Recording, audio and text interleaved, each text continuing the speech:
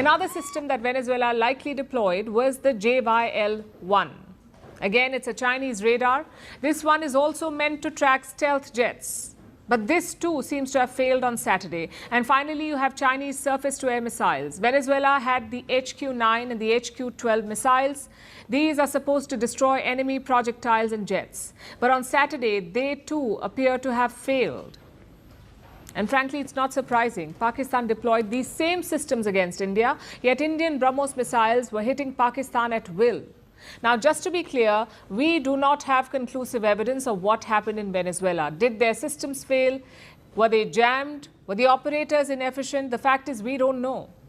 But here's what we can say for sure. Nearly 150 US aircraft targeted Venezuela, and some of them flew extremely close to the ground. Take a look.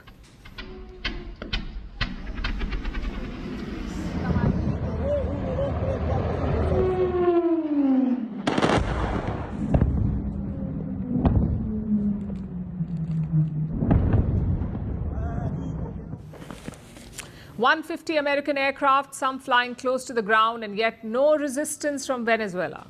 The United States had complete air control. Clearly, the Chinese weapons did not help.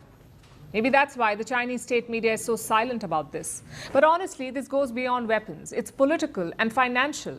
China has cultivated Venezuela as a crucial ally, a useful partner close to America. This relationship flourished after the year 2000. Since then, Chinese companies have invested $4.8 billion in Venezuela. They also had an oil-for-loan agreement. Basically, China lends massive amounts of money and Venezuela pays the interest by selling its oil to China. This was the arrangement. Until now, China has lent around $100 billion to them.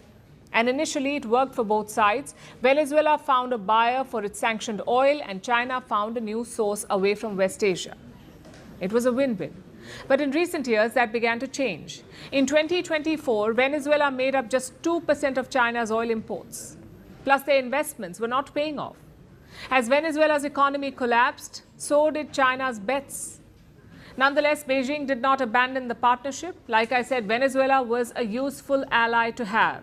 In fact, President Xi Jinping's special envoy was visiting Caracas on Friday. He had met Maduro just hours before his capture. And even now, China is defending him.